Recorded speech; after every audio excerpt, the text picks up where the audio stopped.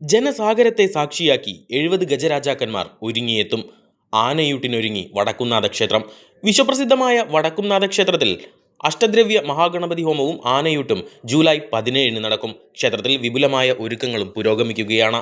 ചടങ്ങുകൾക്ക് ബ്രഹ്മശ്രീ പുലിയന്നൂർ ശങ്കരനാരായണൻ നമ്പൂതിരിപ്പാട് മുഖ്യ കാർമ്മികത്വം വഹിക്കും. തെച്ചിക്കോട്ടുകാവ് രാമചന്ദ്രൻ, എറണാകുളം ശിവകുമാർ, പാമ്പാടി സുന്ദരൻ, പാറമേക്കാവ് കാശിനാഥൻ, ചങ്ങരംകുളങ്ങര ഉദയൻ, കുട്ടംകുളങ്ങര അർജുനൻ, മച്ചാട് ധർമ്മൻ തുടങ്ങി കേരളത്തിലെ പേരുകേട്ട കരിവീരന്മാർ ആനയൂട്ടിൽ പങ്കെടുക്കും. സുരക്ഷാ ക്രമീകരണങ്ങളും ഏർപ്പെടുത്തിയിട്ടുണ്ട്.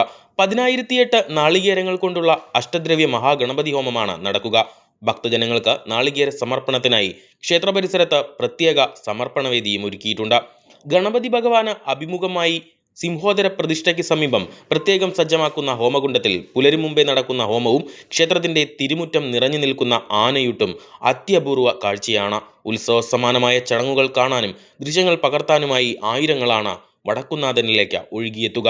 ആഭ്യന്തരമന്ത്രി രമേശ് ചെന്നിത്തല ഉൾപ്പെടെയുള്ള ജനപ്രതിനിധികളും രാഷ്ട്രീയ, സാമൂഹിക, സാംസ്കാരിക രംഗത്തെ പ്രതിനിധികളും ഉൾപ്പെടെ നിരവധി പേർ കണ്ണികളാകുമെന്ന് ക്ഷേത്ര ഉപദേശക സമിതി ഭാരവാഹികൾ അറിയിച്ചു. 17-ാം തീയതിയാണ്.